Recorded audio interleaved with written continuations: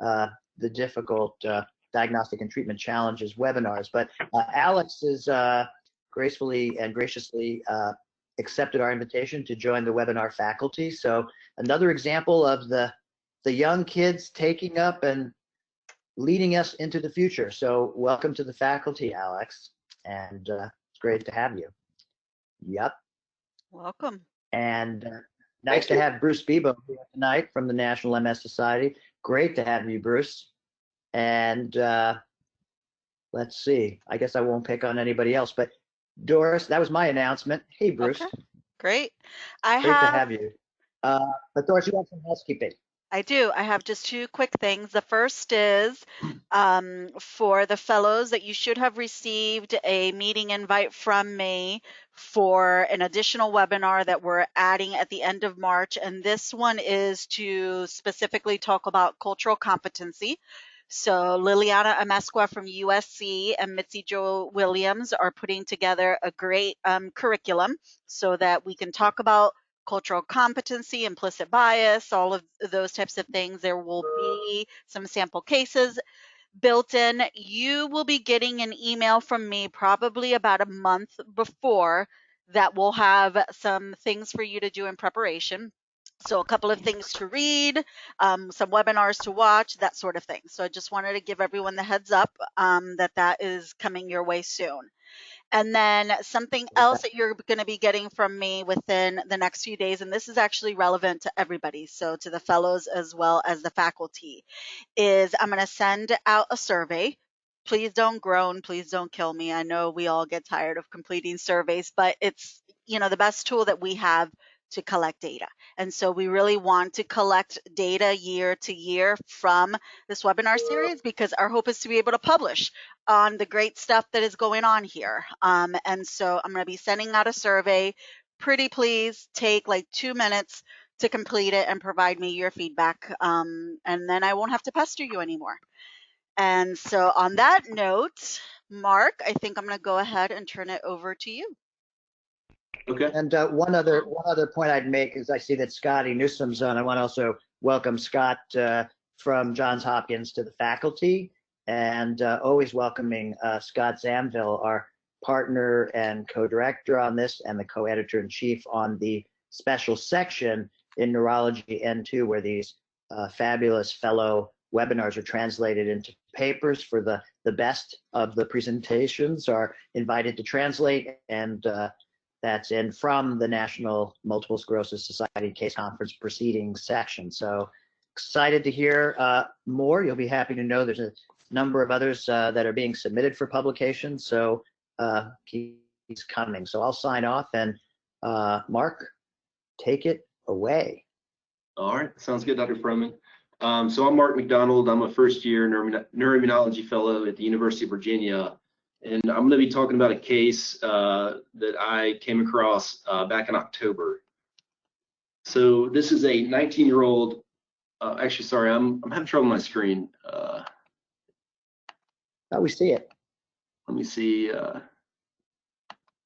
Yeah, so we've got history of present illness is what we're seeing. Yeah. Okay. Perfect. We're in business. Okay. So this is a 19-year-old man with a past medical history of quote-unquote recurrent ADEM, which was complicated by epilepsy and depression. So he was coming into clinic because he had had a recent spell that was concerning for seizure.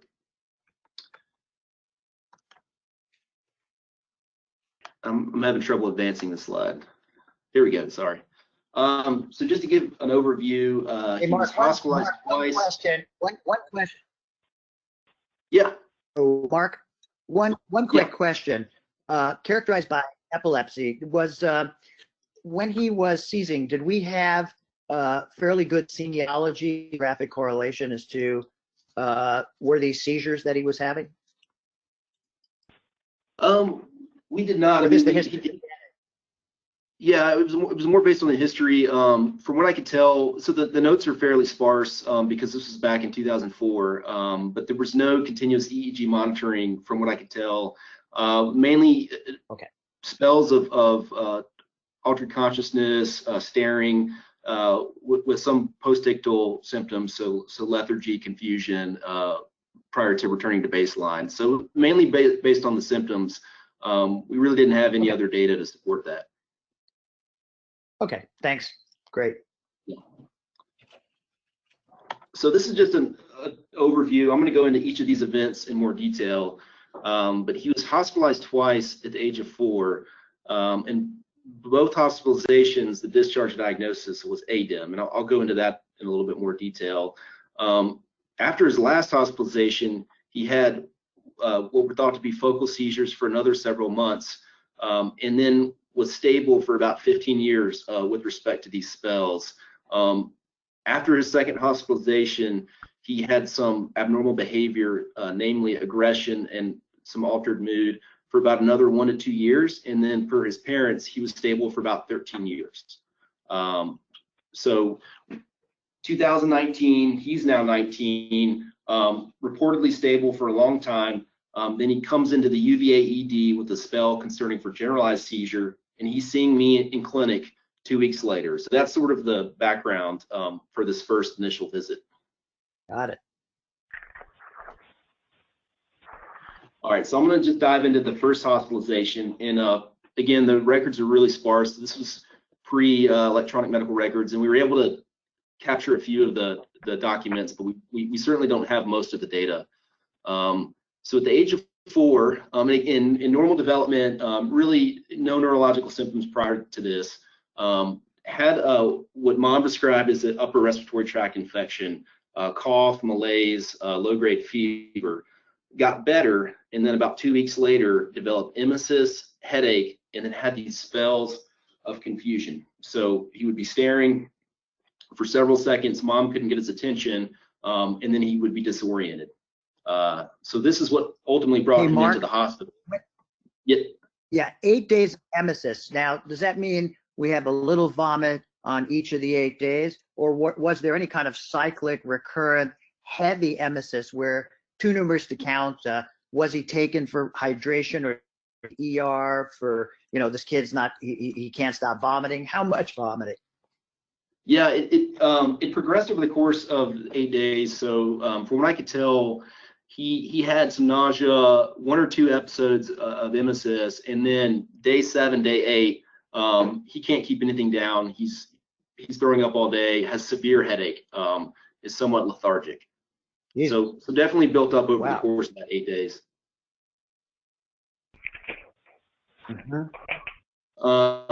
So when he came in, his exam. We don't know if he was taken anywhere and given any thiamine. He wasn't taken to the ER, given antiemetics, hydration, and then vitamin B1, given thiamine, or just was kept at home. Yeah, my understanding was during that 8-day period he was kept at home, but I can't be sure. Okay, got it. Sorry. No worries. That's a good question. So per the discharge summary, his initial exam on admission was normal. They did mention that the first day he was hospitalized, and over the course of the hospitalization, he had compulsive eating or hyperphagia, was also very aggressive with staff, and was noted to display abnormal sexual behavior. So was like a drawing breasts. Exactly, yeah. Yeah, pretty typical. I mean, I think with Kluver-Bucy syndrome, the one thing that doesn't quite fit is you typically see docility, but it really is about dysregulation of the amygdala. So if there's some dysregulation of the amygdala, that could explain the aggressive behavior through connections with the anterior hypothalamus. So I guess you don't always see docility necessarily with Kluver-Bucy. No. Yeah. When you talked about the sexual behaviors, what did you say? He was grabbing breasts? Oh, he was drawing breasts, and apparently, for the second discharge summary, was touching himself inappropriately. Yeah, but was he grabbing anybody else on the service? Any of the nurses or any of the house staff coming by? He was not, but I'm not sure. I mean, I didn't see any documentation that he did, or his mom or dad did not say that he did. Okay, got it. There's a paper we published years ago, very sad story about a guy who was a regular citizen. He's now, in his 30s, and had confirmed multiple sclerosis, had a terrible set of lesions in the septum and subinsular and amygdala thalamus, and developed acquired sexual paraphilias, and eventually had to be institutionalized, even with all kinds of therapy, hormone, you name it, just could not stop it. But his major preoccupation was difficult down was grabbing women's breasts. He'd come into the clinic, had no, by the time it was over, he was incredibly remorseful, freaking out about it himself, but it already had been done. So before he would come to clinic, we had to prepare everybody and remove the female from the environment, and published that years ago in the Archives of Neurology. If anybody's interested, Doris, I'll send you a copy of that paper that we can distribute to everybody that's online. Okay, sorry, go ahead, Mark. Yeah, from what I can tell, he didn't have much in the way of objective tests. I didn't see that they had an EEG that was documented. He did have an MRI, and I'm going to just show you. So there's the T2 flare in the post-con there, but I'm going to just make it a little bit larger. So one thing that really stood out from the images was this T2 hyperintensity in the bilateral medial temporal lobes, which does correspond with some of the symptoms we were talking about, namely Kliber-Bucy syndrome. And these lesions were associated with some enhancement. He also had an area right frontal periventricular area, some enhancement there. There was no restricted diffusion. SWI was normal from what I could tell. This was the restricted diffusion was done in a later scan, but they didn't document any abnormality there in the report. So just going back to that initial hospitalization, they also did a lumbar puncture, and his white blood cell count was 2, no reds, protein was 66. I don't have any record that they checked bands or IgG index. They did check an HSV PCR. I don't know when they checked that with respect to his presentation, but it was negative. So he was ultimately diagnosed with ADEM, and that's per the discharge summary. And then they started him on trileptal for these spells that they presumed were focal seizures. Mark, did they treat on the presumed ADEM or inflammation, if you will, short course with corticosteroids or just anti-epileptic? Yeah, it's really a bit confusing. You'll see in the second hospitalization they treated him with hydrosteroids, but I see no record here that they treated him with steroids or treated him empirically for the diagnosis. Okay. All righty. Yeah, and just let me make one clarification. It's Elliot. That Mark, correct me if I'm wrong. When this initial presentation was 2004. Yeah. Is that correct? Yep. Yeah. That's correct. So that's amazing. He's 4 in 2004. Yeah. In the day when I was asking about characterization of the recurrent vomiting, a couple of things. One is, worry about hydration and his thiamine for, dry beriberi or Wernicke's. But the other question would have been today, 2004 was the year we could start sending some samples to the Mayo Clinic. This is obviously not the floor of the ventricle area postrema vomiting syndrome, but something had this kid vomiting. He's got a little bit of brightness back there on the upper right. The tegmentum looks a little bright there. It's not as bright as what I'm used to seeing with that, but we wouldn't have been sending AQP like the first year we would have been sending it, but you never know. These are, the AD, that's why we're now calling it NMOS disorder. There's also a question I noticed in Mark's slide of whether there's something in the meninges in the midbrain, although in a young kid that could just be normal, picking up a vessel because they have normal vessels, because there are other vessels elsewhere that look like that. But there is that little one on that. I think it's a vessel. I don't think it's something in the meninges near the midbrain, but that they are reading that as a possible, I guess. Yeah. Hey, Mark, can you blow up the upper right just to see that tegmentum with a little better high mag, just to see, am I overcalling that? Yeah, that one.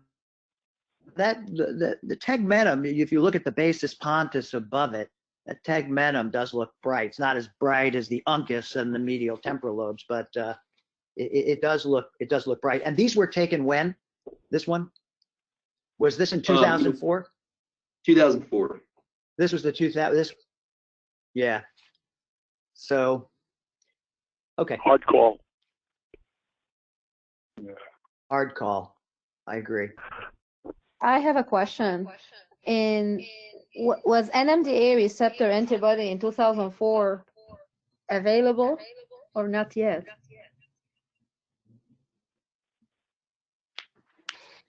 I'm going to say It did describe. It did describe, but I don't know if the service labs like Mayo or the one in Utah or Athena were doing it. So I don't know. I mean, the literature goes back further, but the commercial availability, I don't recall. Okay.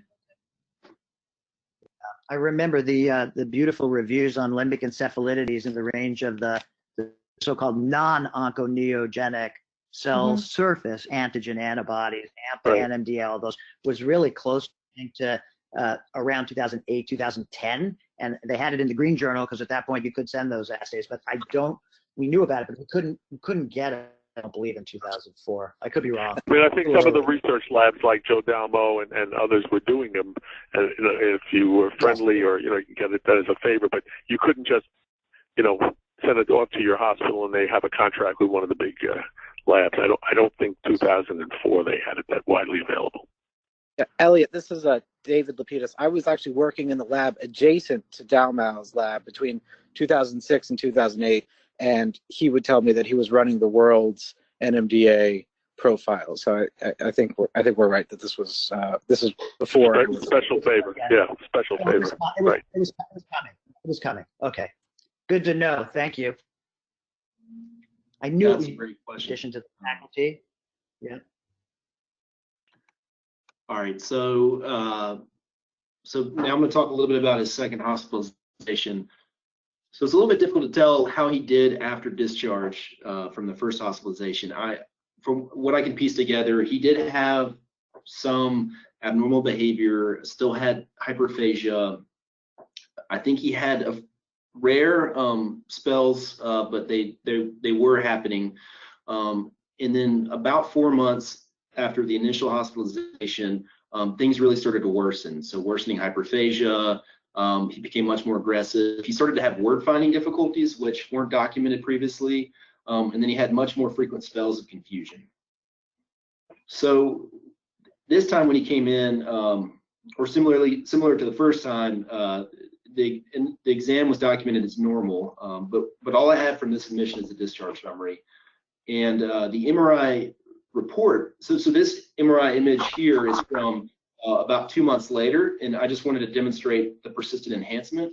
I don't actually have the images from this hospitalization, but the report read that he had an increase in the signal abnormality and enhancement in the anterior and medial temporal lobes. He did have a lumbar puncture. Mark, was there an ACE level done? And chest X-ray, I'm assuming, was normal, and probably no gallium, no indium scans, but no evidence of granulomatous disease. Like, could we have considered, persistent enhancement gets me very suspicious, and potential leptomeningeal. The chest X-ray was normal. I don't know if they checked for an ACE. I did not see that mentioned. On this scan, Elliot, I think, and Mark and everybody else, you might make a sale about the brainstem. Yeah. At least at the power that I can see it at on my preloaded slides. Yeah. Yeah, that's a good point. So CSF studies were reported. Yeah, sorry. Oh, no worries. CSF studies were described as normal in the discharge summary. They did not list the values, unfortunately. They did check for bands, mycoplasma, Bartonella, which I thought was interesting. And then HSV again, which was negative. They checked for HHV6, although he's not immunocompromised to my knowledge, and then ANCA as well. All those were negative. So this time he was treated with high-dose steroids for 3 days and then discharged on a 2-week prednisolone taper. His trilepa was also increased because of the frequent spells that were presumed to be seizures. The discharge diagnosis was ADEM, and when he saw pediatric neurology a couple months later, they also felt that was consistent. And then he subsequently had a few more spells per one of the later pediatric neurology notes, and then really didn't have any spells or episodes concerning for seizure for about 15 years. This next bit I'm not so sure about. Mom and Dad said that he had abnormal behavior for maybe 1 or 2 years and then was totally normal.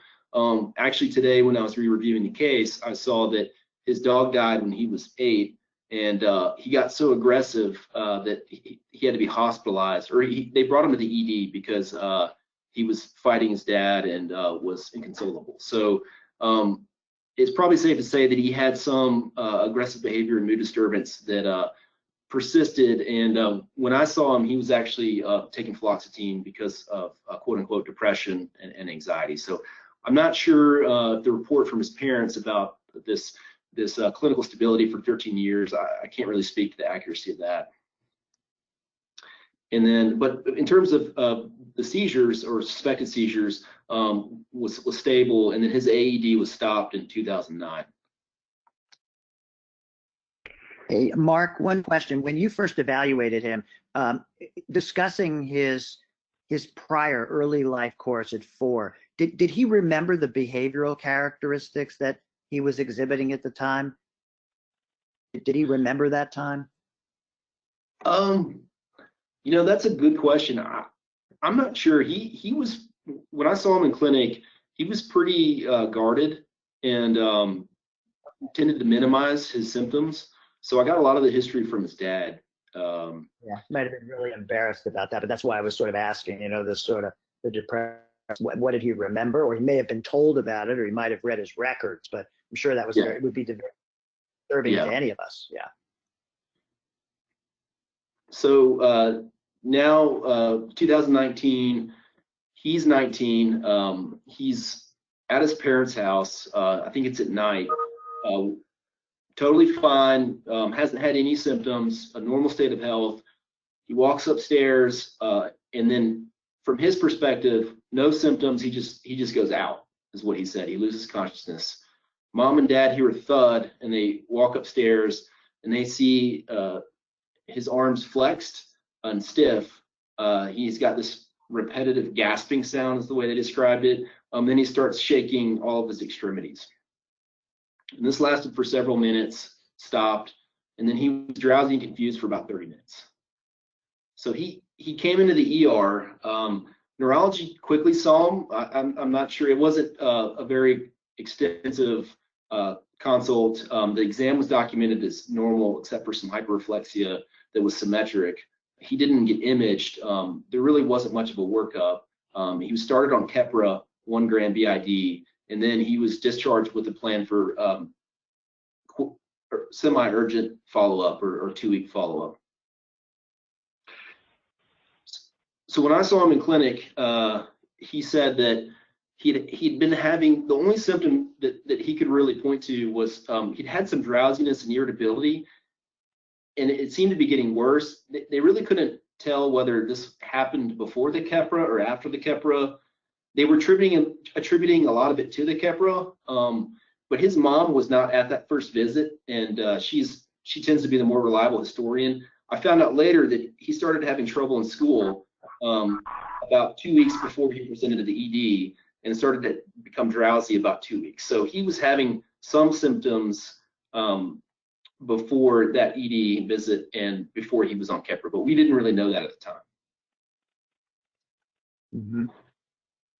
Other past medical history, so he has a history of migraine, irritable bowel syndrome, and then anxiety as well as depression. he was on fluoxetine and Keppra, or he was on Keppra when he saw me at that first clinic visit. He's a second-year student at a local community college. I think he's an engineering major of some sort. Didn't smoke, drink, denied any drug use, denied any recent sexual activity. So he had a brother with some sort of developmental delay. From what I can tell, there's no formal diagnosis. Things didn't progressively worsen, but it sounds like he always had some sort of cognitive and motor delay. And I don't know much more about that, unfortunately. And then So Mark, about our patient, your patient, based on the localization here, were there and a long reprieve with stable function, doing well, and then of course recrudescent, what sounds like the seizure disorder. Did he have other features of sort of interictal temporal lobe behavioral disorder? What did he describe? Did you ask him about jamais vus or déjà vus? Did he, have issues with hypergraphia? Was he sort of religiously preoccupied, hyposexual, not active, but not interested in sexual activity at this point, whereas it was obviously preoccupied early at the 4-year-old time? Any experiences of getting lost that Charcot described as poreomania? People seem to be carrying on well. They're walking around Paris the whole day, and then they jump in the River Seine and they get pulled out and they don't know anything about what they've done all day. Yeah, those are great. I mean, that would have been, I think, a pretty savvy, line of questioning. I wasn't thinking too much about. I guess I sort of was anchored on the fact this was a generalized event. I should have been thinking that based on his temporal lobe involvement and thinking that, but I didn't dig into it. To answer.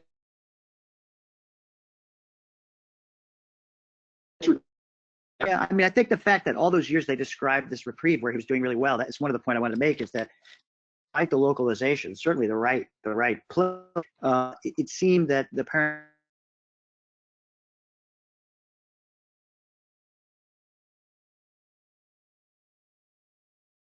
The fact that he had no mission, none of those characteristics, the kid was going to church, middle of the week services, all this, had the book with him all the time. We probably would have heard that. It's a bit conspicuous to have that level of activity and to really have done as well as he did. You look at those original scans there, the conspiguity of those lesions is really quite impressive. Anyway, you're going to show us more, but it's very interesting. Yeah. And I wonder if part of that was just the age at which that happened, if there was, a little bit more plasticity and he was able to overcome that. Had that been at the age of 9 or 10, it may have been more profound. A great point. I don't see too many pediatric kids that have this process that present with the process like I see in late teens or young adulthood who have temporal lobe epilepsy. So that you may be right on the money there. And of course, the mechanism of the disease may have a lot to do with this as well. Yeah. And then in terms of just other symptoms, review systems, really not much at all. I mean, no rash, night sweats, no weight loss, didn't have any autonomic symptoms, no erectile dysfunction, no lightheadedness when standing, no dry eyes or dry mouth, no bladder or bowel issues. I mean, really couldn't get much. And this is talking to mom and dad and the patient. So it was hard to pin, at least during his initial presentation. It's not clear that he was having systemic symptoms.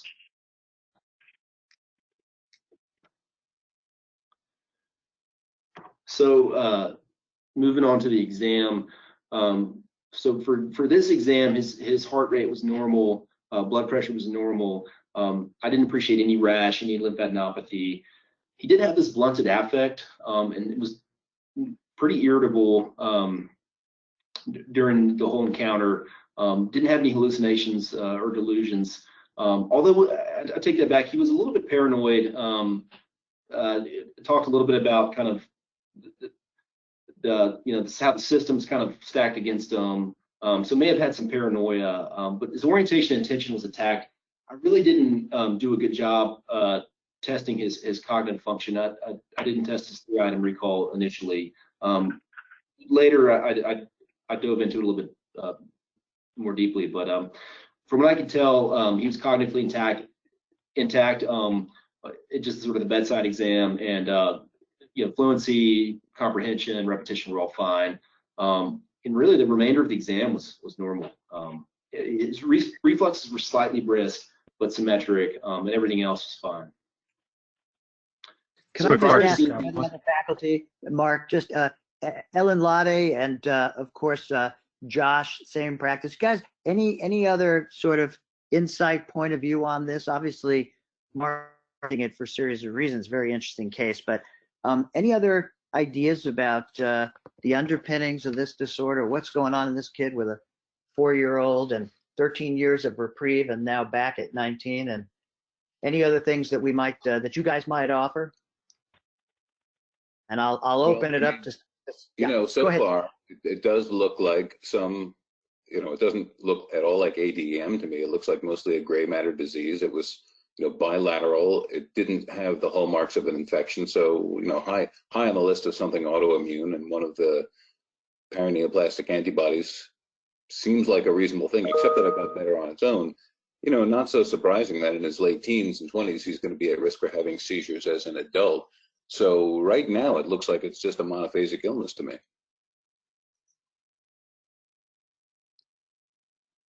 With maybe some flares on top of it, because we don't know how normally abnormal or abnormally normal he was in between. Some of the behavioral things Elliot was asking about and Mark talking about. Hey, Scott Zamville, Scott, knowing that we're interested in this domain of neuroimmunology, we've obviously looked, and we've obviously had a beautiful paper by one of our fellows in terms of the NMDA question. But anything that stands out as some other issues, red flags, or do you think this looks pretty straightforward, or do we have a punchline at the end that says, hey, it's all straightforward, right? I have a thought, although I don't believe it's highly likely, but with the presence of irritable bowel syndrome and lesions in the brainstem, there is a diagnosis we always think of, although it's never the case. It's Whipple. Whipple? Yeah. Whipple. Yeah. And the lesion is right. It's usually a little bigger, but they usually have these eye findings, almost always. Mm. They can't look up. Rostral midbrain, particularly vertical. Yeah. Mark, the ocular motor exam, my colleagues comment about that is a beautiful one, very important. And in today's world, with antibiotics being given, you might not even have it in the GI tract. We usually don't go after jejunal biopsies anymore, but we could send the Whipple's PCR. And so that's a great point. We're looking to get it right, not to be right. So I appreciate that comment. It was very, very important. But Mark, any oculomotor abnormalities? Yeah, I didn't appreciate, is it, correct me if I'm wrong, is it oculomasticatory what's the, let me help you out. Yeah, it's the one eye movement abnormality that is seen in Whipple's, and I don't think even to date has ever been described in anything else, including MS and stroke, but that's oculomasticatory arrhythmia. Right. And what it is a urgent pendular movements of the eyes toward each other, back and forth, but synchronized jaw movements at the same time. And very, very unusual. I'm putting myself on the camera. So it's convergence, divergence, and then watch the jaw. I don't want you guys to remember me like this, but that's it, synchronization. So oculomasticatory myoarrhythmia, don't feel bad. It took me, I think maybe 5 years to say it correctly. Maybe because I'm always wife Teresa, she's well so done. I was muted when I was. OMS for sure. Yeah, there was a case report from our place. I don't know if Rana was with us at the time, but when Wazim Muhammad was a resident, he and Sinisa Santakumar had a patient that had Whipple's only in the brain and had those funny movements. Yeah, but Mark, I think in the your important point, only 30% I don't- of ripples actually have oculomasticatory myorrhythmia. It's only about 30%. Some of them have fascioscapular myorrhythmia, so it can be face and shoulder. So there are these peculiar kinds of sort of oscillating kind of rhythmic movements. It's not just the eyes and the jaw, it can be other places as well. But classically, as Bob was getting to, is you can have difficulty looking up vertical, a lot of vertical eye movement problems, things that make you think about dorsal midbrain.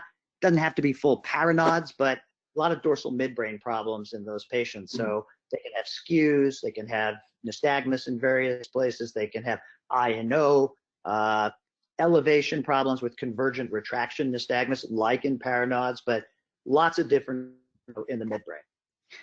You know, I think I'm Scott, just can you going to hear add me? one more thing to the differential that I neglected to mention. I think it's low probability, but I think you ought to throw in a mitochondrial disorder just with seizures in there. And as many times as I've looked for Whipples, I've never yet found one. But one of these days. I would say this is Scott. Also on exam, general medical exam, you often will see lymphadenopathy. Although I guess what is unclear is the constellation of symptoms that one gets from Whipples. How often is the lymphadenopathy? If someone's had antibiotics previously, I've only seen like 2 cases of Whipples, and they had sort of the triad, including lymphadenopathy. But before I forget, the one other thing, even though it may be a stretch, when you see someone with a limbic encephalitis, potentially refractory seizures, because I don't know what these spells in between, the initial onset in a later teenage, whether he was having partial seizures, anti-GAD related limbic encephalitis is something that should be on the radar as well. It's an exceedingly rare disease on the spectrum of, sort of the GAD-related neurological illnesses, but that's something that I always think about. Hey, Scotty, a lot of people on the phone, people know different things. You said classic Whipple's triad. Please tell everybody the classic Whipple's triad so we don't leave anybody in the dust here tonight. But I'm probably going to forget the third one. It's the systemic lymphadenopathy, the extraocular movement issues, and then, if I recall correctly, thinking there's an encephalopathy associated with it. Myoclonus. With myoclonus. Yes. Just going to do a quick time check. We have about 7 minutes left for Mark's presentation. Okay, Mark. You're off to the race. The gate's open. Yeah, I should probably speed it up a little bit because it gets more interesting. So we agreed. We felt like the initial. So just a couple thoughts as far as the assessment. We felt like ADEM was less likely, but we felt like we couldn't exclude it. We thought the episode that he had 2 weeks ago was a seizure. The period of clinical stability for years made us concerned, and that's really what prompted further workup. But we couldn't exclude the fact that he had this temporal lobe injury, and maybe that was why he had a seizure. And then, mistakenly so probably, we thought that Keppra was contributing to his drowsiness and irritability. And we didn't have some of that history from his mom. So we checked a MOG antibody just because we thought the recurrent ADEM idea, although the more that we dug into this case, the more that didn't seem likely because of the imaging findings, particularly the bilateral temporal lobe and medial temporal lobe involvement. I'm having trouble advancing here we go. So the 2 things we did really were we checked a MOG, which was negative, and we got an MRI. So this is the imaging when he's 19, right after he just saw us in clinic. It's kind of hard to see, but looking at the flare, it's not too impressive. You see a little bit of T2 abnormality in the medial temporal lobes, which was felt to be just chronic sort of residual signal abnormality from his event as a 4-year-old. But what really stands out is the multifocal leptomeningeal enhancement that you see here.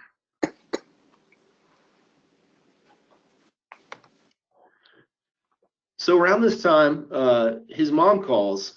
She says the Keppra didn't help, or the change in Keppra didn't help. He's drowsier more irritable. He's having emotional outbursts. He's crying. She's having to help him with just basic schoolwork. He just can't think straight, is what he says. So now it becomes pretty evident that he has this progressive cognitive impairment, encephalopathy, and now with that and this multifocal leptomeningeal enhancement, we started thinking about a couple different things. So one thing that had us concerned was autoimmune encephalitis, and because he didn't have any systemic symptoms, it was sort of a subacute course. Maybe if you factor in the mom's history, maybe a month and a half to get to this point. We were thinking it's less likely to be infectious, although we certainly couldn't exclude that. We're thinking probably more autoimmune. You can get, there's certain types of neoplasms, multinodular leptomeningeal gliomatosis, but there's been about 50 cases of those, pretty rare. So we felt like we were pretty confidently in the realm of autoimmune disease. Granulomatous disease really stood out for us, but we had a difficult time connecting something like neurosarcoid to what happened when he was 4.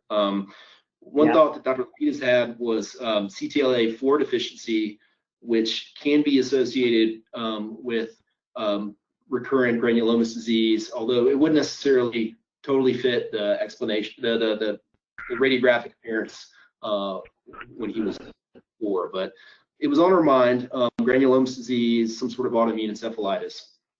So the workup that we did was a soluble IL-2 receptor, a serum perineoplastic panel. We checked ANCA, and then we got CSF studies. So oligoclonal bands, IgG index, and we sent an ENC2 panel as well. We got a CT chest, abdomen, pelvis. And then we tried to admit them for expedited workup. They were pretty resistant, so we had to see them in clinic after all this workup. So just the high points, because I know we're running out of time. This time he was tachycardic at 115. He had outbursts of anger and some paranoia. He could not say the days of the week backwards, and he forgot his middle name. And he had trouble following complex commands. I didn't see any hyperkinetic movements. Didn't see any oral facial abnormalities, anything like that. His CT of his chest, abdomen, pelvis was unremarkable. ANCA negative. IL-2 receptor panel, he had an elevated interleukin 10, but everything else was within normal limits. And then in terms of the serum perineoplastic panel, everything was within normal limits. CSF studies, so no bands, IgG index within normal limits. So no indication that there was any sort of inflammatory process based on that, but he did have an elevated protein. And then his ENC2 panel was notable for an NMDA receptor antibody positivity, and this was based on it's a cell-based assay. So in the right clinical context, very sensitive and specific. So because we're running out of time, I'm going to just quickly move to this slide, and I want to just talk a little bit about what we were thinking about in terms of his diagnosis. So this is kind of where we are. I should mention that we got an EEG shortly after that clinic visit, and it was normal. Which it can be, of course. It's like taking a snapshot. You tell the thieves in the jewelry store, we're going to take some pictures. So then they settle down, they stop stealing, and then they leave, and then you continue the theft. So, got to be careful about those normal EEGs, right? So, yeah, this is kind of this workup here with if you count the EEG, this was enough diagnostic workup for us to say we think he has anti-NMDA receptor encephalitis. And I want to talk a little bit about the diagnosis and sort of what the discriminating features of the case are, and maybe have a little bit of discussion before we run out of time. This is a table I put together based on some of the more recent literature going back to our differential diagnosis after his imaging findings with the multifocal leptomeningeal enhancement, looking at neurosarcoid autoimmune encephalitis, not NMDA, and then NMDA encephalitis. So he had elevated heart rate, and when he was admitted after that clinic visit, he continued to be tachycardic. It can happen in neurosarcoid. It's a little bit less common. You're more likely to have than not an NMDA receptor encephalitis. It can be variable in other autoimmune encephalitides. The global cognitive changes and personality changes can be seen in diseases like neurosarcoid, especially about 50% of patients experience some sort of concentration and memory difficulty. But the personality change, the emotional ability, I think the extent of the cognitive change is going to be more common in something like NMDA. One thing that was unusual about this case, EEG, and this number was a bit variable in the literature, but anywhere from 80 to 90, even 98% that I saw is abnormal. Whether it be slowing, you don't always see the delta brush, but usually there's an abnormal EEG. And then there was a few case reports of multifocal leptomeningeal enhancement in what was thought to be NMDA encephalitis, but really not a common radiographic feature of NMDA. Hey, Mark, given the fact that EEG is a physiologic test, when you say the 90%, was that captured in those with presumptive diagnosis, working diagnosis of the NMDA-AR encephalitis? Is that with a single EEG, you pick it up on 90%, or is it if you do multiple snapshots, are you more likely to find that abnormality? It's one thing during a seizure, do you see the electrographic change? We're talking about the interictal changes, yeah? Yeah, that's a great question. From what I can tell, it was the latter. So it was during snapshots. So you could have, at times it could be normal, but over the course of monitoring, for most cases, I saw in one paper, it tended to be abnormal. So that's a great point. At a single point in time, it can be, that number doesn't necessarily reflect the likelihood. How many EEGs did we have in this patient? Or if we had ones in the past, could we go back and see, or is that the one snapshot we have? Well, he had a routine EEG a week and a half before he saw me, and then he had 2 days of monitoring after that clinic visit. Got it. So a fair amount of data there. Great. And then bands. So it didn't have oligoclonal bands. I've seen numbers higher than 50%, but one paper cited the incidence of bands in NMDA encephalitis being greater than 50%. So from what I can tell, I talked Dr. Klein, I think is his name, at Mayo yesterday. The cell-based assay that they did, it really tends to be sensitive and specific. What's not clear is if you had an NMDA encephalitis when you're younger, would you still produce antibody? That long a period, I don't know. I know that Sean Pinnock always says when you're treating, just repeating, during the acute, subacute, that don't go by the continued presence of the antibody, that you're not getting anywhere, because they can persist while the patient is sort of recovered. So, but this is a long stretch. I mean, the MRI when he was 4 is classic for limbic encephalitis. So unless he had a different etiology for it then, which is kind of stretching things, of course, especially in a young person, if he has it now, I would doubt that it's old. I mean, that it's just left over from before. But, maybe if the antibody persists, in some patients, they're in remission for unknown reasons. The way the antibody works, if I remember Joe Dalmo's review from New England Journal of Medicine, is it works like the cross-linking endocytotic way is one of the ways the AChR antibody works in the neuromuscular junction. So since it's not necessarily killing by complement kind of stuff, maybe you can maintain a low level. And again, as Mark pointed out, we sort of know he wasn't completely off the wall in those quiescent periods, but he may not have been normal. Great point. I've never seen an NMDA encephalitis with meningeal enhancement. I know it says it's rare. I just haven't seen it. But I haven't seen it either. Interesting. Okay, Mark. So, punchline. I have a quick comment. So and it's not about NMDA. It's about the presence of the antibody. There was a publication in the Neurology Journal about an aquaporin 4 antibody present in the serum for 20 and 30 years prior to the first attack of NMO. It happened that the Jeff Bennett would tell you need, and maybe Scott Samuels on, you need something else to open up that barrier. Is it another antibody that Jeff has talked about? Is it IL-17? Now it's T cells doing something to open the barrier.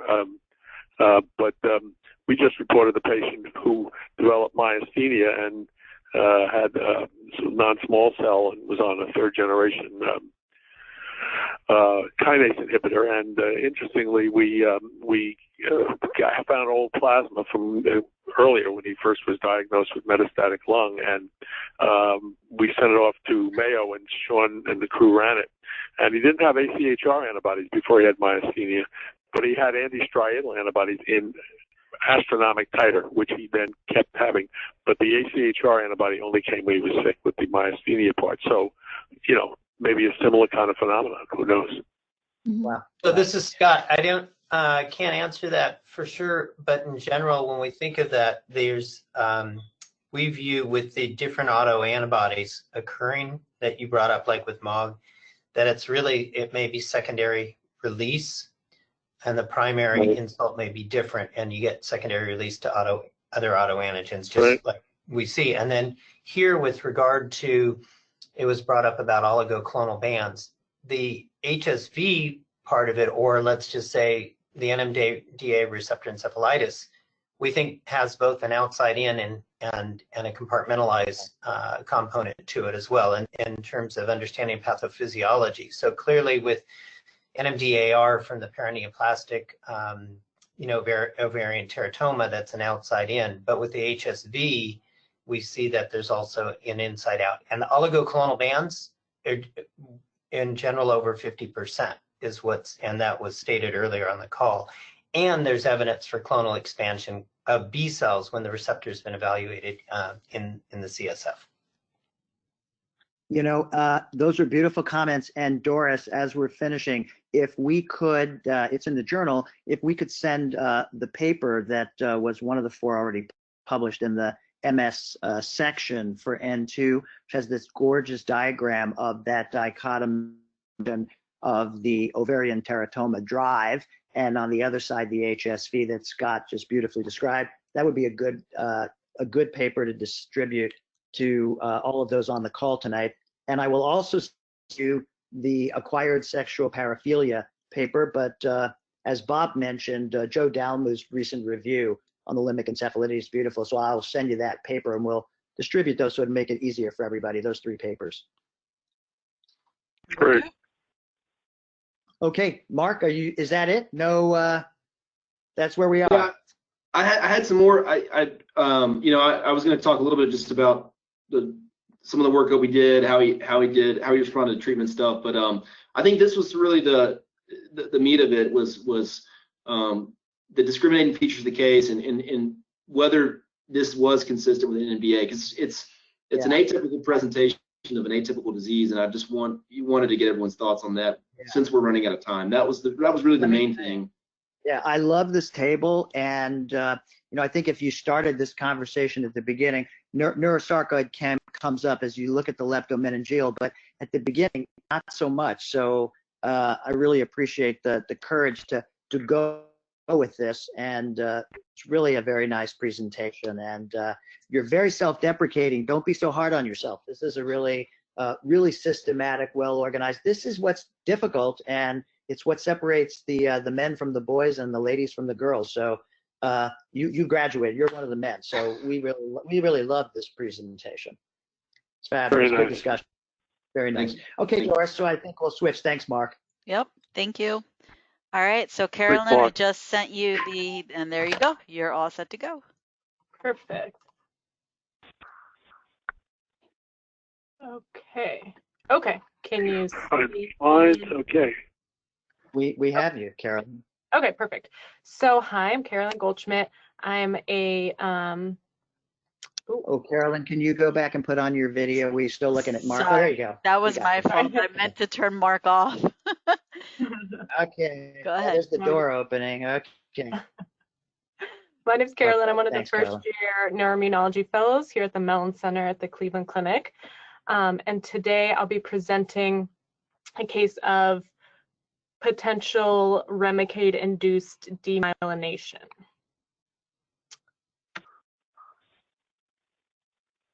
So our patient is a 30-year-old male. He was working as a software engineer. His past medical history is mostly significant for Crohn's disease that was diagnosed in July 2017 by biopsy. And then as treatment for his Crohn's disease, he was treated with Remicade. He got his first dose in September of 2017, and then the next dose in October of 2017. Only other medical history is some migraines when he was younger, but he had none for many years.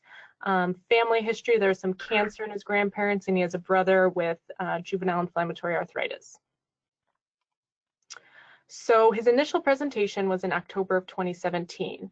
The first day of all this, it seems like he had high fevers, reportedly over 100 degrees Fahrenheit.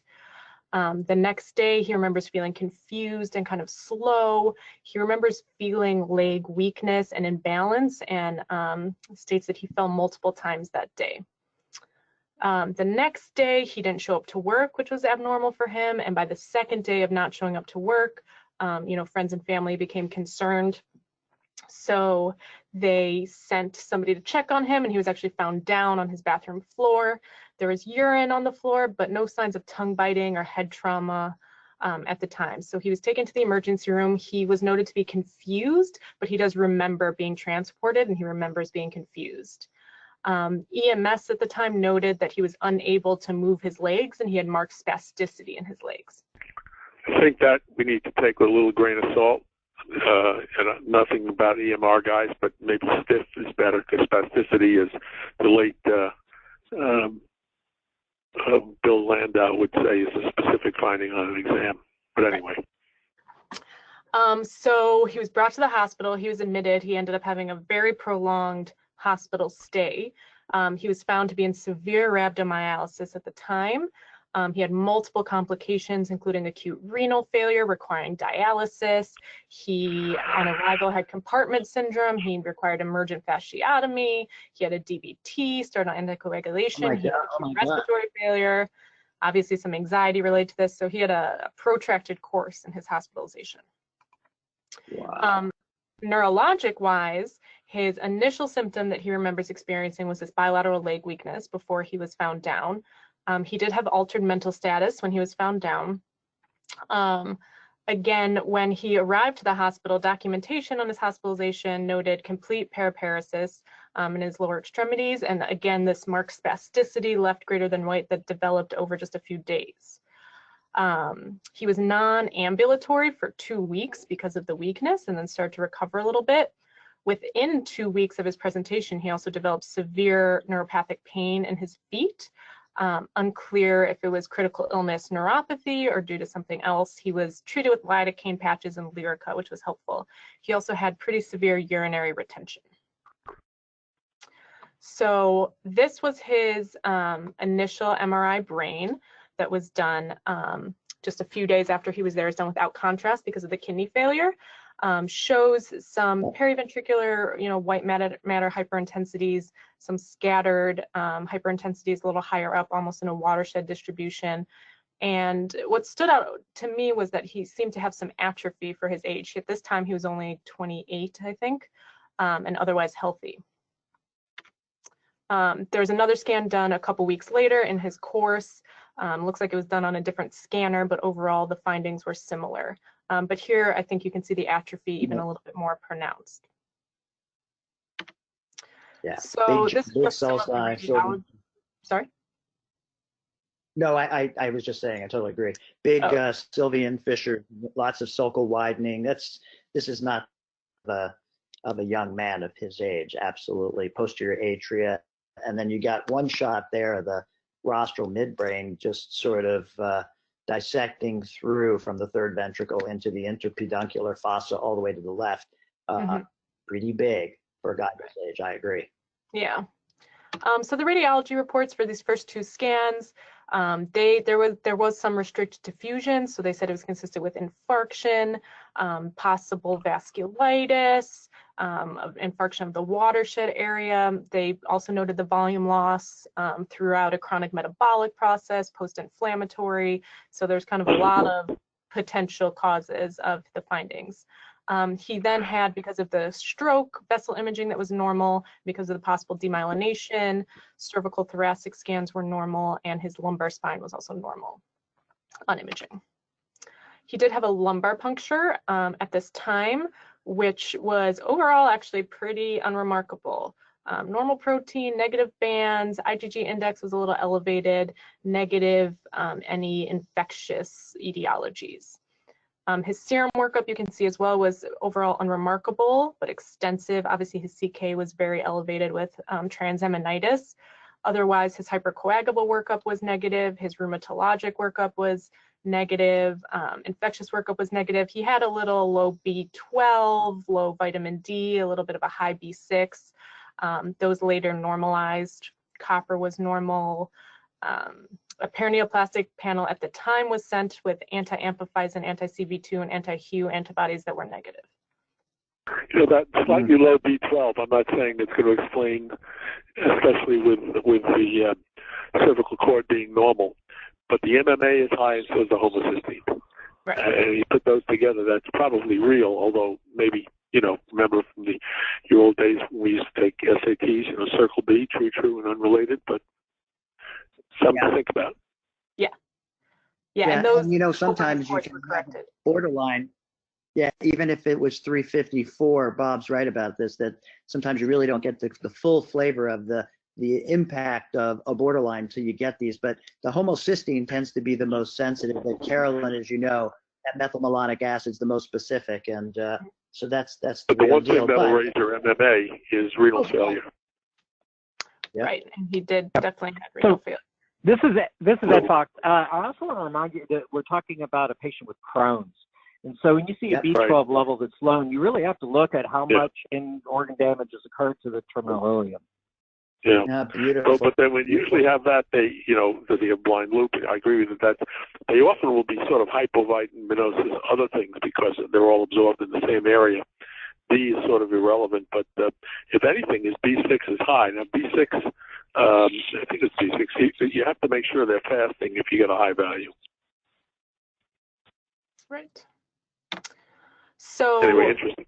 Oh, and by the way, Carolyn, I hate to do this to you, but with the high B6, you were in the 70s, we were given paroxetine B6 to women with premenstrual syndrome, PMS, and you know, if something is good, at least to the Americans, more is better. So you said earlier that there was neuropathic pain. The elevated B6 does raise the specter, because with the hypervitaminosis paroxetine, those people get, as you know, can have pain and can get a distal dying back axonal neuropathy until they stop, and then it will grow back. And some of those had, you know, pretty terrible paresthesias and neuropathic pain too, and can affect both large and small fibers. So there used to be subacute taking a lot of it, but then it was the original papers out of Einstein and Penn. But then Gareth Parry, when he was at UCSF, reported some with chronic usage.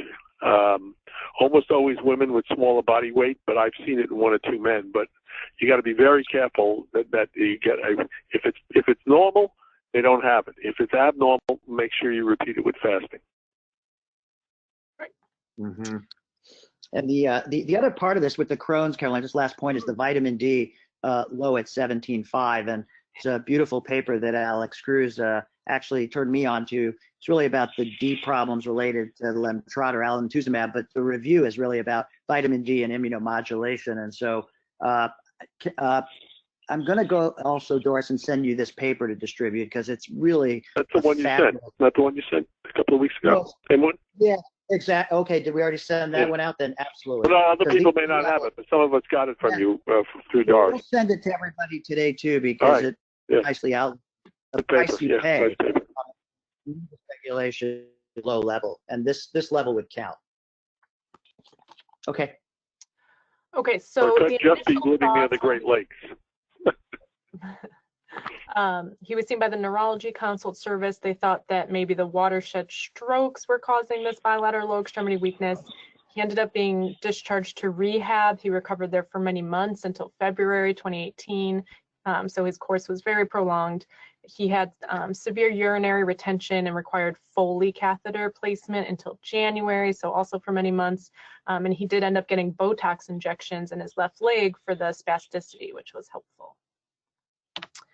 So then he had a follow-up MRI scan in February. So again, the first one was in October.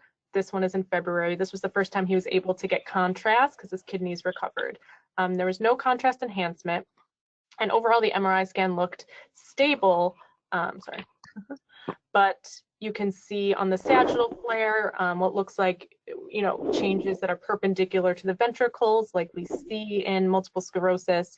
But otherwise, the changes look stable from his initial scans. So he was first seen in our clinic in March 2018. At that time, he was still on a little bit of prednisone for the Crohn's disease. He was off Remicade after this whole event.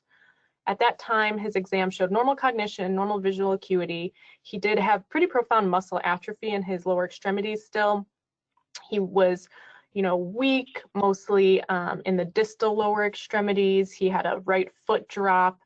He still had increased tone. His reflexes were quite brisk in the upper extremities, but then hyporeflexic at the ankles. And he had what looked like a length-dependent neuropathy with a sensory ataxia.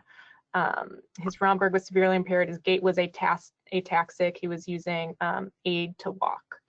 So the initial impression at the time was maybe this was an acute monophasic demyelinating event of the CNS and PNS secondary to TNF-alpha inhibitor use, with also some possible critical illness, polyneuropathy, myopathy overlying that.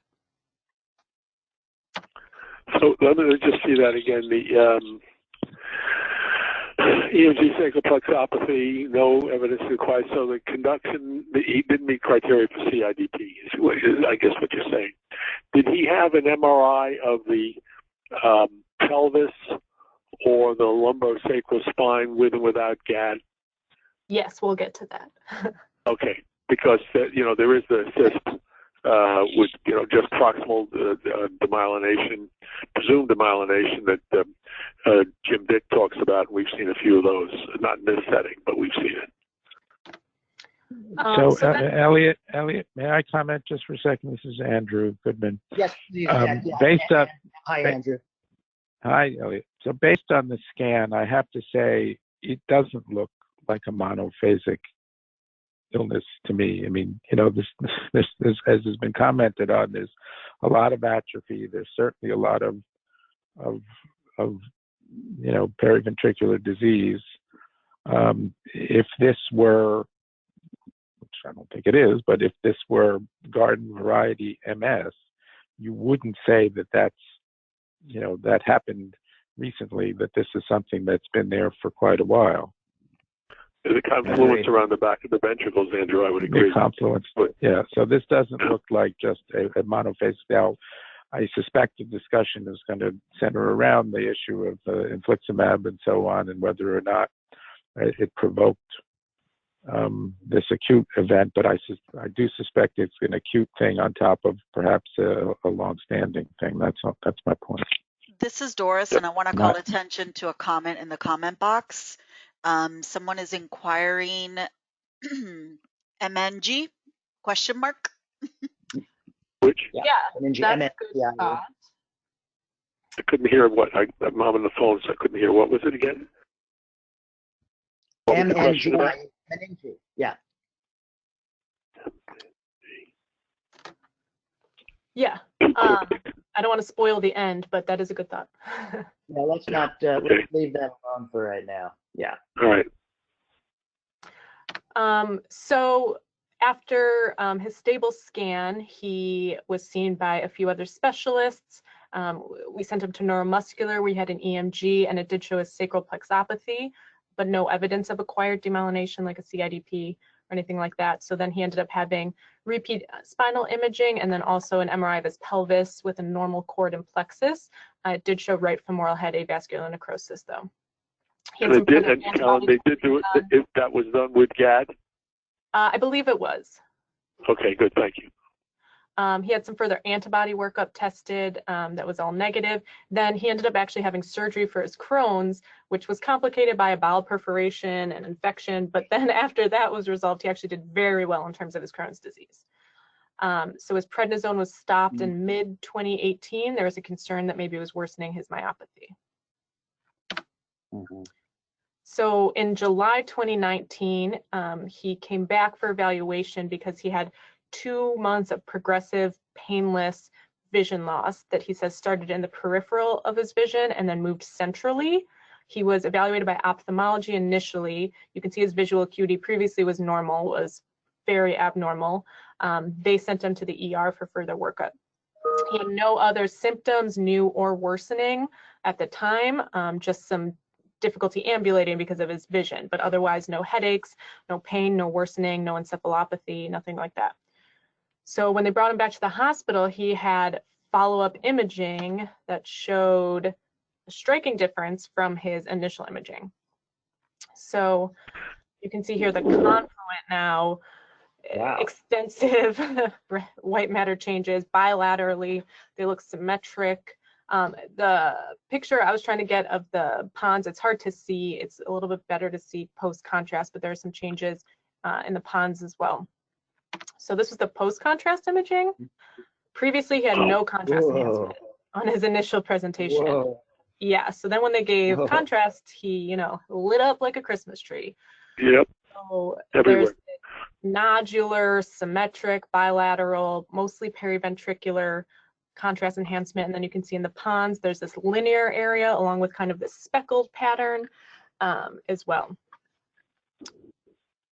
So he kept on Remicade during this period, by the way, Carolyn? No, he just got 2 doses in 2017. Okay, got it. Got it. This was almost 2 years after his Remicade. Right. Okay, good. He was off steroids at this time, though. Make a quick comment about the imaging findings, at least the T2 flare. This is Scott. So without that striking inflammatory response, although it can happen, adrenal leukodystrophy, you can sometimes see the sort of posterior symmetric leukodystrophy. Also have, you know, the peripheral neuropathy that comes with it. If I recall correctly, you know, this doesn't fit the time course, but it's just something to think about when you have that striking leukodystrophy pattern. And but it's usually in people this age, it's usually just those posterior behind the ventricles that light up, not the other. And it's the other thing is they should have found more on the EMG. I would have thought, Scott. Yeah, no, I'm just pointing it out. Yeah, it's a good thought. No, it's the right gender and right age. It's okay. Yeah. And just for the just to be complete about those patients who can have peripheral and central, and particularly your comment, very good comment about leukodystrophy pattern, Scott, would be the cases of metachromatic leukodystrophy, obviously the adrenal leukodystrophy, adrenal myeloneuropathy, the peculiar pediatric disorder Cockayne syndrome, and you don't want to forget about Krabbe's disease. So there are a group of these that can have peripheral and central, and we also know the adrenal leukodystrophy, adrenal myeloneuropathy can also have peripheral neuropathy that's demyelinating, but also with axonal features, just to make you a little bit crazy. Right. There's a nice paper, I think, in JNNP that Dave Kornblath is on, looking at the electrophysiology in the documented patients at Hopkins many years ago. But don't tell Dave I said many years ago. No, I will not. Okay, Carolyn. Okay. Thank you. So the read on this MRI basically suggested maybe an acute exacerbation of his chronic process. They then brought up this concern for a lymphoproliferative disorder. So during this admission, he had a pretty extensive workup. He was evaluated for malignancy that was negative. He had visual field testing. OCT did show disc edema bilaterally, and then on a few months later, it showed superior and inferior loss of the RNFL. He had 3 lumbar punctures at the time that did show a lymphocytic pleocytosis, elevated protein that remained. Cytology and flow cytometry were negative ×3 because everybody was really concerned about lymphoma. still with negative bands, negative infectious workup. Aquaporin 4 was negative in the CSF and the serum twice, actually. Fungal cultures negative at the time. His serum was tested for MOG, Aquaporin 4, ACE, Lyme, Bartonella. Everything came back negative. Yeah, TB, quantiferon. Yep. Yep.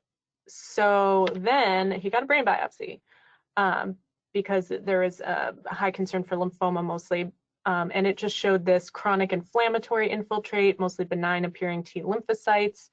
They got some of the vessel wall, and it just showed chronic inflammatory cells, but non-necrotizing vasculitic pattern.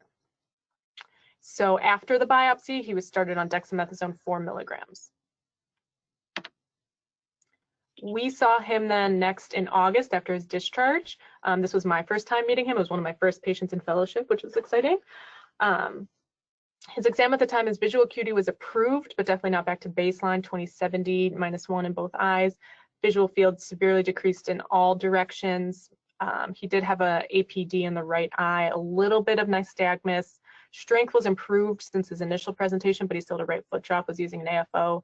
Reflexes were now normal in the upper extremities, a little brisk in the knees, and still hypoactive at the ankles. Still had a length-dependent neuropathy on exam, and he was still walking with a cane and was ataxic. At the time, our thought was we were still super concerned about lymphoma just because of the look of the imaging and the contrast enhancement and that nodular appearance. So that was kind of at the top of our list, even though he had a negative workup. Recurrent ADEM was a possibility, though he wasn't encephalopathic the second time. And then we were still thinking about this infliximab-induced demyelination, even though he'd been off of it for 2 years. So our plan was basically keep him on steroids while we try to figure out what's going on. Yeah. Other than the nystagmus, was there any other ocular motor abnormalities in this patient, particularly in light of the question that was asked by Hadi about, meningi, which oftentimes associated with ophthalmoparesis or ophthalmoplegias, but just the nystagmus? Just the nystagmus, and it was pretty mild, really, at the end gate. Gotcha. So, wanted to know what your thoughts were about this because we need some help. Whoa! Right. So this was his workup, and there's even more after this. But he had extensive serum workup. He had 4 lumbar punctures total. We had neuroradiology go through his imaging with a fine-tooth comb. They were thinking a lymphoma or sarcoid. We really were puzzled for a while. So maybe I could just start us off in terms of the comment that was made about the so-called mitochondrial neurogastrointestinal encephalopathy syndrome, meningia, which used to be, I liked better, polyp syndrome, which was the polyneuropathy of ophthalmoparesis, which is not prominent here, leukodystrophy, which we have, and then this sort of intestinal pseudo-obstruction. But in the case of, the Crohn's disease, it's potentially a confounder. Anyway, so it'd be a consideration, but I think there are a number of features that would suggest and some that are not so clear because of the superimposition of the Crohn's disease itself. So I gotta ask, I know Alan Levy is on. Alan, you see a lot of scans, you see a lot of unusual patients. Did this strike you as this evolved from the original, and then it became more confluent, like a leukodystrophy or a posterior press-like syndrome, but it's not press? What was your thinking about this when you saw this evolve? And Carolyn, those are some of the most unusual, like pedunculated bubble-enhancing lesions that almost look like choroid plexus coming out of the ventricle into the posterior. Yeah, this is really unusual looking. And I share your concern about the issue of lymphoma in that way. But Alan, any comments about this? Michael Levy? Oh, I was wondering if there was another Levy here, but yeah, no, that was I was confused with the Emery Levy. Yeah. We've seen I'm sorry? kind of. Can you hear me okay? Yeah, I can. Okay. Yeah, some sort of histiocytosis. I was maybe hoping to hear about some pathology findings consistent with that. These persistently enhancing lesions that are really focal and very bright, that were responsive to steroids, but then come right back. So was kind of my sense on it, but I mean, I'm just as baffled as everybody else. Yeah. By the way, Carolyn, the left lower, to me at least, is the most impressive, other than the extension of the bubbles in the upper right that's outlining the posterior atriolateral ventricles. But I think to Michael's point about the left lower, these really have that flavor. But I think before Uncle Bobby chimes in, he would say, in an infectious process, particularly as you're off the steroids, and the steroids, these are really low doses of dexamethasone. I'd expect to see, some vasogenic changes larger than what we're seeing, more angry in an infectious process, unless you were really suppressing these. But they look a little bit too comfortable, comfortable with that level of enhancement. Yeah, there's not, and the steroid dose is now low. Yeah, good point. So I do have some follow-up. 4 milligrams, yeah. Yeah. Well, and then, so that was in July of 2019.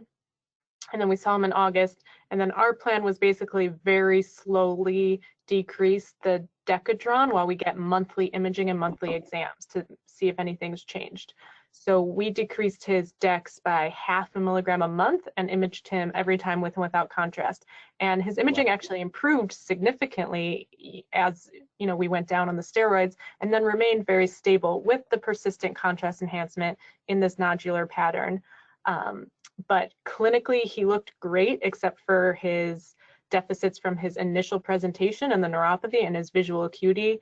He was still working from home full time, clinically doing well, didn't look like he had an untreated lymphoma or an untreated infection or something like that. So this last scan all the way on the right, you can see was in December. He's on Dex 0.5 at this time, still with the kind of stable but improved changes in persistent contrast enhancement. I have to tell you, Caroline, saying this is improved, this is almost like saying that Elliot Froman is short. These are remarkable. Great job. This is really remarkable. Yeah, and again, he looked great. I was scared to death. Yeah. We kept bringing up the possibility of a repeat biopsy, but him and his mom were understandably very resistant to that. So in lieu of a repeat biopsy, we did kind of everything else we could think of. We ended up getting a 4-vessel angiogram because he hadn't had that before, to look for evidence of vasculitis. That was normal. We repeated malignancy workup and also kind of a sarcoid workup at the same time that was negative. We got another lumbar puncture to see if anything changed. The protein was back down to normal. IgG synthesis was a little bit high, but index was normal. OCBs at this time were matched in the CSF and the serum. We looked for other fungal etiology that was negative. Again, sent for cytometry and cytology, which were negative. No growth on any of his cultures. So we ended up decreasing his prednisone to 0.25, which seems almost like a homeopathic dose. And now he has a repeat serum paraneoplastic panel pending. And then our last thought was, again, thinking of these leukodystrophies. So we're doing a little preliminary workup for that, and then he's going to see one of our pediatric neurologists who specializes in some of these mitochondrial and metabolic disorders.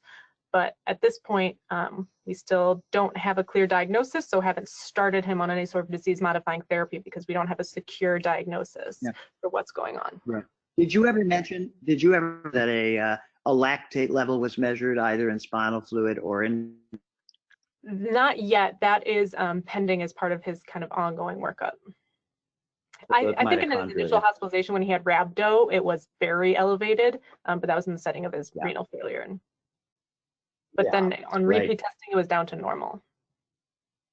And just because you consulted pediatric neurology, great call.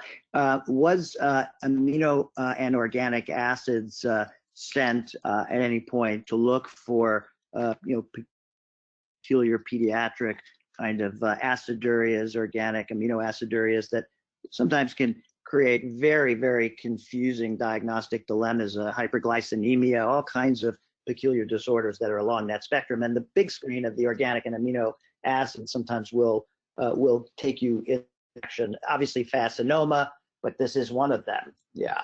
Yeah, we haven't sent that yet. We were really focused on either diagnosing or not diagnosing lymphoma because that seemed like the biggest, scariest thing. Yep. And then with his imaging that improved, leukodystrophy was always on our mind. And then with the improved imaging, it kind of just confused the picture a little bit. But This is Scott. Can I just make one comment? Adult polyglucosan body disease or disorder, even though, again, I think there's some red flags that point against this, but when I see someone who's got what seemingly is an adult onset potential leukodystrophy and has, other organ systems involved, specifically the, peripheral nerve, it's something to consider. No biopsy of, and I may have missed this, I apologize. No biopsy of the muscle. No, just the brain. Right. And was a mitochondrial mutation analysis? I mean, for like me, with the lactic acidosis in the beginning. Okay, we get that, but like MELOS, I guess we're shifting now to that other part of the diagnosis. Yeah, we haven't gone that route yet. Besides the Crohn's, which is now fully cured, basically, he has no other organ involvement, no endocrine abnormalities, nothing in his family history. He really looks great, except for his brain MRI scans. Yeah. With the thing that Scott just brought up, when I was a resident, Bud Rowland had a patient who was one of the first described with this kind of stuff, and it was at autopsy, it was everywhere. It wasn't just in the muscle, but it's a good thought in this guy. But the brain. I mean, we know it's inflammatory, and I guess you can always miss something that's cancer, and but it's gone a long time with no treatment that would be steroids can hide lymphoma, this type of stuff on and off for years, but this is kind of a long time to go. And okay, here's again Crohn's, and they can get lymphomas, especially if they've been immunosuppressed. So I guess you're still sort of up in the air with this guy. Everything's been done that you can do. Yeah, we're going to see him next month and see. But I just want to briefly touch on TNF alpha and then TNF alpha inhibitor use. So TNF alpha, we talk about the inhibitors a lot, but we don't talk about TNF alpha actually as much. So just for a refresher, it's a cytokine. It's produced in the periphery by macrophages and lymphocytes, and then in the central nervous system by microglia neurons and astrocytes. It maintains homeostasis by preventing tumor growth, regulates the immune system, promotes inflammation resolution, tissue regeneration. There are two types of TNF alpha. The transmembranous form acts on the type 2 receptor, and that's what's abundant in the CNS. And when it is pathologic, it can actually act as a pro-inflammatory cytokine and lead to tissue injury. And that tends to be more the soluble form of TNF alpha that acts on the type 1 receptors. And it has been shown that TNF alpha is expressed in MS lesions. So TNF alpha inhibitors are widely used. They are both work as antagonists that block the transmembrane TNF interactions with both of the receptors, and also can act as agonists that actually reverses signals leading to apoptosis, cell activation, and cytokine inhibition. So TNF alpha inhibitors, because it was expressed in patients with MS, it was looked at as a treatment for MS, and they found benefit in studies in EAE and mouse models. So they tried it in human patients, and actually they found striking worsening in human patients, and the trials were stopped early. And that's kind of when we became aware of maybe there is a demyelination process that happens with these TNF alpha inhibitors. So there have been many case reports of central and peripheral demyelination, including multiple sclerosis, optic neuritis, transverse myelitis, NMOSD, ADEM cases, Guillain-Barré, CIDP, multifocal motor neuropathy. Basically anything in the CNS and PNS that's demyelinating has happened. But there is this question of, are there really more cases of MS and TNF alpha use compared to the general population, or is there more of a reporting bias? We also know, all of us know, that autoimmune disorders tend to run together, so it wouldn't be out of the question that somebody with an autoimmune disorder treated with a TNF alpha inhibitor also had MS, another autoimmune disorder. But there are some theories to maybe why this causes demyelination, possibly due to this non-selective inhibition of the transmembranous TNF alpha that works on those type 2 receptors that are mostly in the CNS. So here's just a few theories about TNF-alpha inhibitors and why they cause demyelination. Again, you might decrease these type 2 receptors, which are necessary for the proliferation of the immature oligodendrocytes and myelin repair. It might enhance CNS demyelination by increased ingress of peripheral autoreactive T cells in the CNS. So I think of it as like the opposite of natalizumab. It might alter cytokine responses and downregulate IL-10 and upregulate IL-12. It might actually deactivate TNF-alpha systemically in the periphery, but not in the CNS due to the blood-brain barrier, leading to actually high concentration in the CNS and this dysregulation.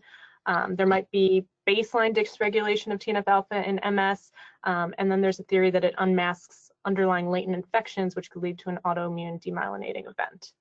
And then just briefly, it was already mentioned, but we know that there is a link between Crohn's disease and lymphoma, but it's usually when they're treated with thiopurines especially, and then a little increased risk with TNF-alpha inhibitor use, but usually when it's used in combination with other immunosuppressive therapy.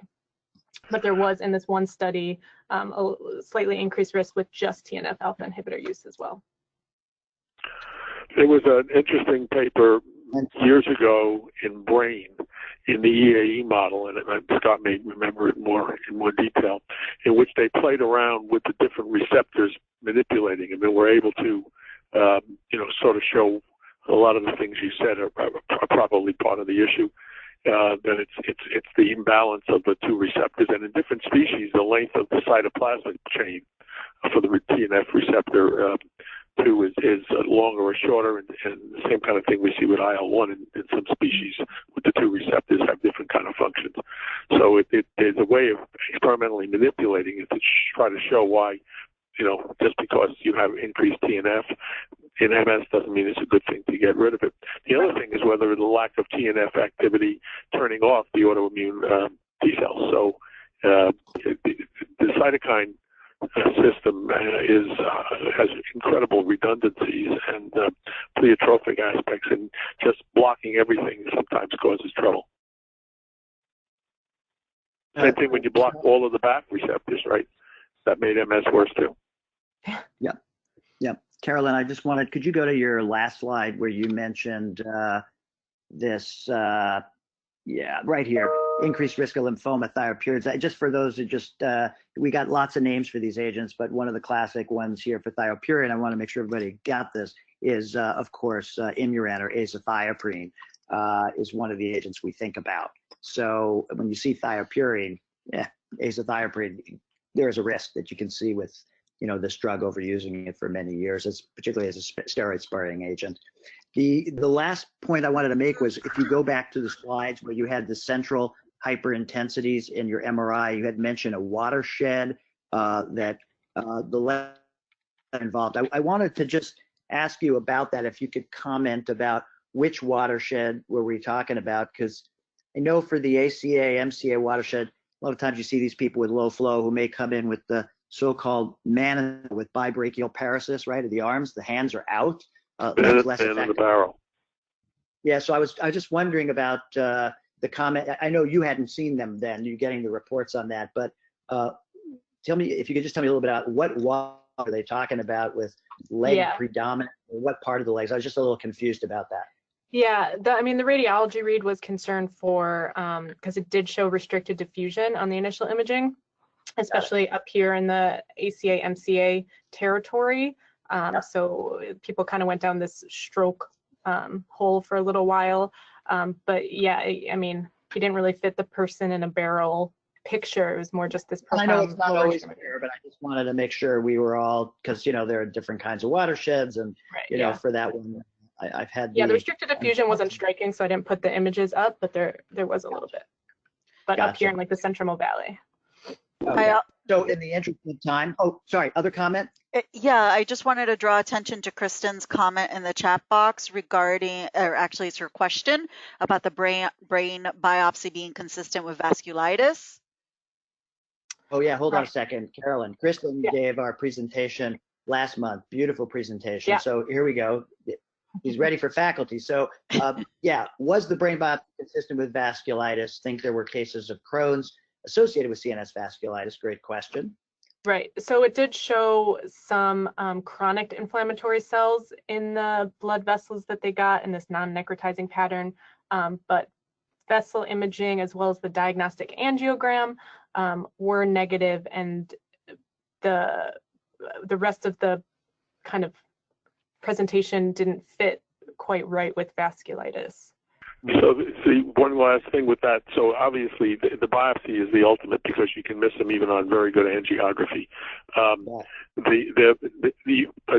Pat Moore used to make the point that stuff in the vessel or around the vessel is suspicious, but unless you see damage to the vessel and things like fibrinoid necrosis and so forth, or changes in the endothelium, it's hard to make that into, how do you know these aren't cells that just on the way out into the parenchyma. I do have a patient who has biopsy-proven Sjogren's, a young man actually, who had watershed infarcts, and he has good reason for it. He has a vasculitic, but he has Sjogren's. Mm-hmm. And beautiful discussion. We have a patient that was in the hospital a couple of weeks ago. I was covering for the weekend, who had the most defined livedo reticularis I've ever seen. I thought it was drawn on with a pen. Kind of looks like fishnet stockings, but with big holes. And when you see it, it's not large vessel. It would be deeper. It's not small vessel. You wouldn't see it. It's medium vessel. And of course, I come on to see them for pain. We get a biopsy, and this is where we used to call this, perivascular arteritis, meaning that it was kind of tangential. Is it in? But this showed transmural through the wall, as Bob was pointing out, transmural inflammatory changes consistent with polyarteritis nodosa. And so true vasculitis. And he's right. The tissue is the ultimate, but of course you can miss it too. It could be burned out, could be early, could be late. But I think this is very helpful. I would just add one other thing, notwithstanding not knowing ultimately definitive diagnosis. If this came back with a vengeance and you're back to steroids and you're going to play this game, we don't know for how long, hopefully not. But if you do, this is probably an area where I would think really seriously about the more intensive hit.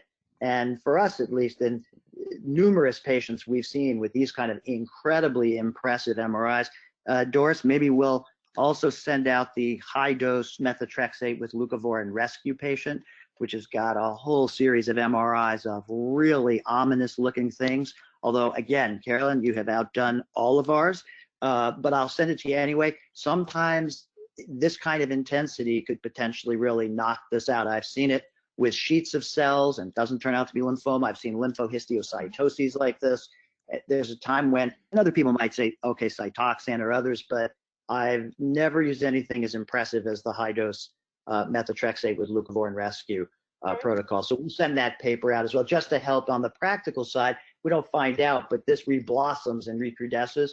We got to get serious and bring our bazooka to the fight, because the water gun may not work. Those are some of the lowest doses of steroids I've seen. I know. Really control that kind of. It's amazing. We're just kind of waiting for something to happen. Yeah. But let's remember, 4 milligrams of dexamethasone is equivalent to about 25 milligrams of methylprednisolone or Ciamedrol. That's the conversion. So a gram of Ciamedrol is about 160 if you're not correcting for IV, versus oral or IV, whatever the story is, but 160 versus a gram. We had to do the conversion for Gulf War I when we had a nationwide shortage of Ciamedrol. So for people in the hospital who needed parenteral, we don't do that with prednisone. That's converted to Ciamedrol in the liver, but we needed another parenteral other than ACTH. So Stan Vandenoort and I, my mentor, had to sit down and look at Goodman and Gilman and really check our math, talk to the pharmacologist. It's 160, but yeah, 4 is equivalent to 25. And the neurosurgeons love their 4Q6 for vasogenic, but you and I treating an attack would use generally between 80 and 160 of dexamethasone is between 500 and a gram of Ciamedrol. Yeah, so the way to remember it is the smallest pills. It used to be the 0.75 was the dex, the 4 was the Medrol, and the 5 was the prednisone. So there's your ratio. Great point. Yes, indeed. Beautiful. So, Carol, all right. This is an amazing, great presentation, and great tolerance for all the incoming fire that you were taking on this. This is a really fascinating case, and we'd be really interested in knowing more about what happens in terms of treatment, but also the very important, do we come to a definitive diagnosis? But at the end of the day, we may not know, but may be coming back, and we may have to keep reading this. So I'm very excited about this.